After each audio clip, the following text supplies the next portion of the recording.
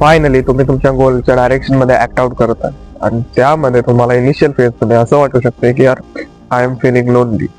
कारण ह्या initial phase मध्ये हेच प्रॉब्लेमॅटिक असतं की जोपर्यंत तुम्ही तुमच्या गोलवर ऍक्ट आउट करायला स्टार्ट करता, इनिशियली तुमच्या गोलचा इम्पॉर्टन्स हा तुम्ही आणि तुमच्याशिवाय इतर कोणी समजू शकत नाही.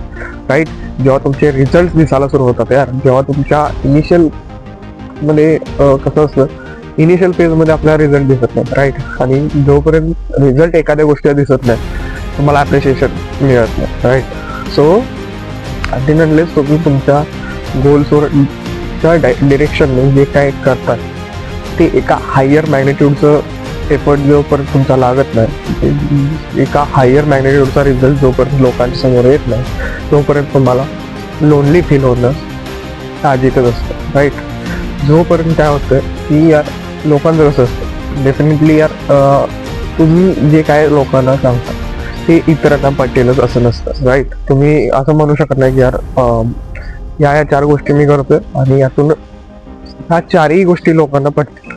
राईट, तुम्हाला त्या गोष्टींचे रिझल्ट आणून दाखवावे लागतात. अनटिल अनलेस यार एखाद्या गोलवर तुम्ही ऍक्ट आउट करताय बट त्या गोलचे रिझल्ट दिसत नाही, त्या गोलमधून आयदर तुम्ही सक्सीड व्हाल का नाही याची डायरेक्शन पण दिसत नाही, जोपर्यंत तुम्ही एखाद्या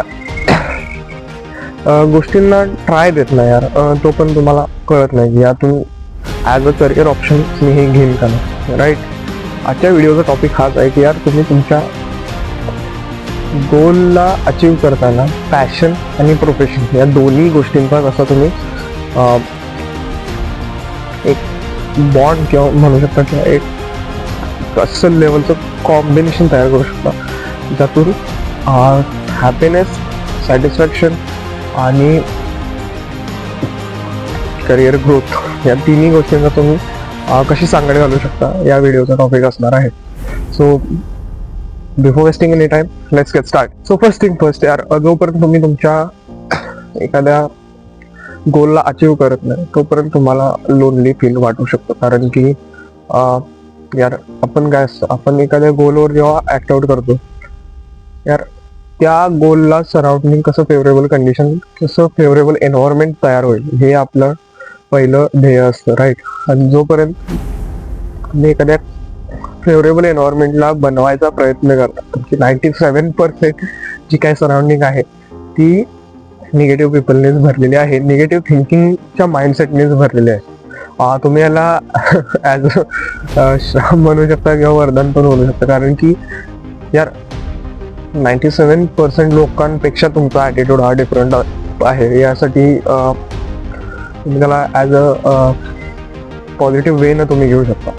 आणि निगेटिव्ह वेनं म्हणजे यार पाय खेचायला तर सगळेच बसलेले असतात. राईट, तुम्हाला शोधावे लागणार आहेत की तुमच्या बॅड कंडिशनमध्ये तुमच्या पाठीशी कोण उभा असणार आहे अशी लोक शोधावे लागतात. राईट, जोपर्यंत तुम्ही एखाद्या सिच्युएशनमध्ये सापडत नाही, एखाद्या टफ कंडिशनमध्ये येत नाही, तुम्हाला यार आपण काय असतं की टफ कंडिशन जे असतात ना यार त्याला आपण कसं ॲज अ हार्ड टाईम बघतो. यार ह्यात तुम्ही जर का तुम्ही या कंडिशनला जर का ॲज अ टेस्ट बघायला लागला की या टेस्टमध्ये कोण माझ्या पाठीशी उभं राहते आणि कोण मला सोडून जाते, तर तुम्ही तुमच्या डायरेक्शनने या सिच्युएशनला हँडल करता. राईट, जोपर्यंत तुम्ही कसं असतं की या डायरेक्शनवर किंवा एखाद्या गोलच्या डायरेक्शनवर तुम्ही ॲक्ट आउट करता तेव्हा तुम्हाला त्या फेवरेबल कंडिशन्स बनवाव्या लागतात. राईट, आणि त्या फेवरेबल कंडिशन बनवताना तुमच्या मित्रांची साथही सोडावीच लागते. कारण की जोपर्यंत तुम्ही तुमच्या इक्वल एमच्या मित्रांशी जर का संगत करत नसाल तर डेफिनेटली त्याचा असर तुमच्यावर पडू शकतो. जर यार 4 अल्कोहॉलिक असतील आणि ती जर का तुमचे मित्र असतील तर 5वा अल्कोहॉलिक हा 100% तुम्ही असणे चान्सेस आपण नाकारू शकत नाही. राईट, आणि त्यामुळे काय होतंय की जोपर्यंत यार तुमची सराउंडिंग तुम्ही नीट करत नाही आणि सराउंडिंग नीट जरी झाली तरी तुम्हाला लोनली फील होऊ शकतं.